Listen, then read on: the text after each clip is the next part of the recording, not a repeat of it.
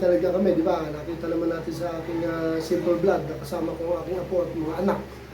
Yan si Mrs. So, naging concern lang ako sa tanong ng isa nating kaibigan na taga Pampanga. May tinanong siya sa atin kung paano lang ako mag-deworm o magpurga ng alaga nating aso. Adult. Okay? Simple lang naman yun.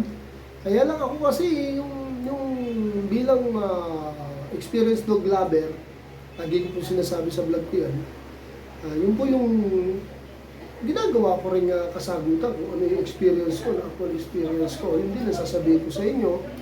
Kasi kung manonood tayo sa mga YouTube, which is hindi naman masama yun, at magtanong sa iba, may iba rin silang way pagdating sa pagpupurga. Ako, Ma'am Maricel, ang way lang ng pagpurga ko, pag sa adult, kagaya nito ni Kobe, yan. Diba? Tsaka ito si Maggie. Maggie! Ay, pagdating sa adult talaga. Si Maggie is 8 years old. Si Kobe is 6 yata or magsi-6. So, simple lang. Okay, sisimple pa na natin, Ma'am Maricel. Siya kasi meron siya Labrador adult, po 4 years old naman. Ako kasi is every 6 months lang ako magpurga ng alaga ko, adult na aso. Every 6 months. Pero kung meron po kayong iba na tanong, iba naman ang way nila, kung yun naman po ang ginagawa nila at sa tingin nyo tama rin yun, wala naman problema. Ako kasi basta ako mama, ako po ang tinanong ninyo, hindi naman ako magpapayo ng masama. 6 months talaga ako mag-deworm at magpurga sa adult. Pero, yan, laging may pero.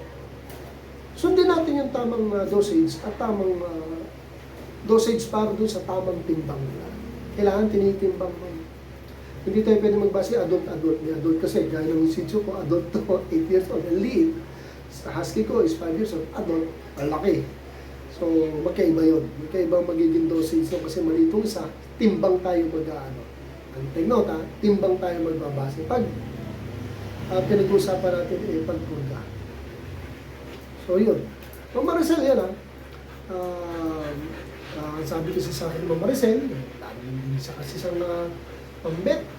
Dahil wala naman siyang trabaho sa probinsya, nagtitinda lang sila ng kakanin. Gusto niya lang mapurga rin kasi matagal na raw yun. Nung pumupumi, nakita na siyang ako nagpurga na. Wala naman siyang choice, wala naman siyang pambet, kaya uminom tayo sa akin. Yun no, nakausap ako, ikaw, pupurgay na rin kita. Every 6 months, hindi ko po kayo papayo ng mali. Yun po ang ginagawa ko sa akin. Kasi kung mali ginagawa ko sa akin ko, ay wala. Patay na ito. Dahil hindi naman mali. Hindi naman ako papayo ng mali. Pero nasa sa inyo pa rin po yan kung susundin nyo. Siyempre, iba pa rin ang payo ng mga professional. So, akin ay ako tinanong, yun ang sinabi. Okay, Ma'am Maricel? Thank you nga pala sa pag-member mo sa group ko, no? sa Siberian Husky Breed, Metro Manila PH.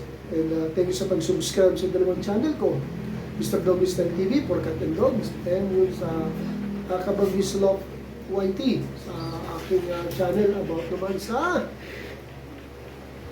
Kalapati. Hi! Subscribe kayo. So dito na lang, Ma'am Maricel, ayaw may natutunan ha. Again, yun po ako din sa experience ko at ginagawa ko actual sa mga aso ko.